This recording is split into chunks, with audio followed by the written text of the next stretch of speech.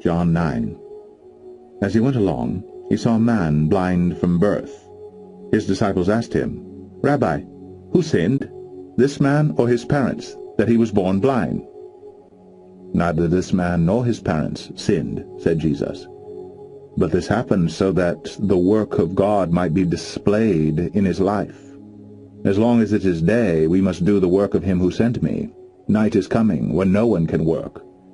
While I am in the world, I am the light of the world." Having said this, he spit on the ground, made some mud with the saliva, and put it on the man's eyes. "Go," he told him, "wash in the pool of Siloam." This word means sent. So the man went and washed and came home seeing. His neighbors and those who had formerly seen him begging asked, "Isn't this the same man who used to sit and beg?" Some claimed that he was. Others said, "No, he only looks like him." But he himself insisted, "I am the man." "How then were your eyes opened?" they demanded. He replied, "The man they called Jesus made some mud and put it on my eyes. He told me to go to Siloam and wash, so I went and washed, and then I could see." "Where is this man?" they asked him. "I don't know," he said. They brought to the Pharisees the man who had been blind.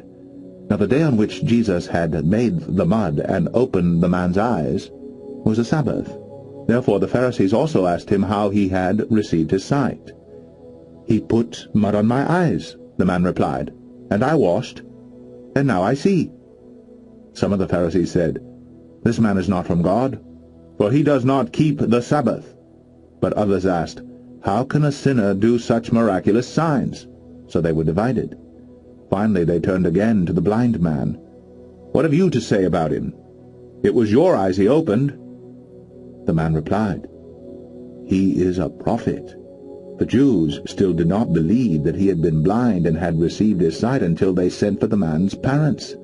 "Is this your son?" they asked. "Is this the one you say was born blind? How is it that now he can see?"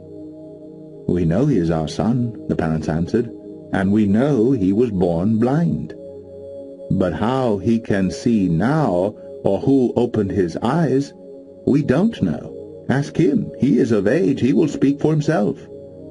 His parents said this because they were afraid of the Jews, for already the Jews had decided that anyone who acknowledged that Jesus was the Christ would be put out of the synagogue.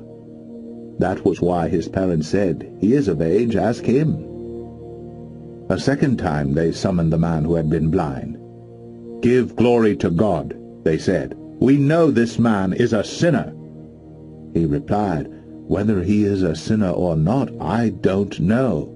One thing I do know, I was blind, but now I see." Then they asked him, "What did he do to you? How did he open your eyes?" He answered, "I have told you already, and you did not listen. Why do you want to hear it again? Do you want to become his disciples too?" Then they hurled insults at him and said, "You are this fellow's disciple.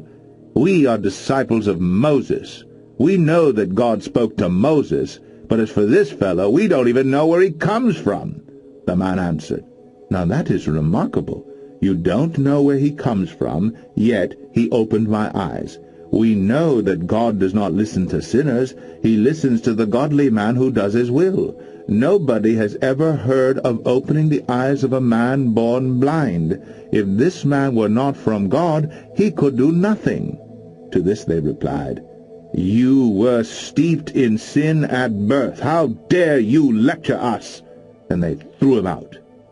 Jesus heard that they had thrown him out, and when he found him, he said, "Do you believe in the Son of Man?" "Who is he, sir?" the man asked. "Tell me, so that I may believe in him." Jesus said, "You have now seen him. In fact, he is the one speaking with you." Then the man said, "Lord, I believe." And he worshipped him. Jesus said, "For judgment I have come into this world, so that the blind will see, and those who see will become blind." Some Pharisees who were with him heard him say this and asked, "What, are we blind too?" Jesus said, If you were blind, you would not be guilty of sin. But now that you claim you can see, your guilt remains.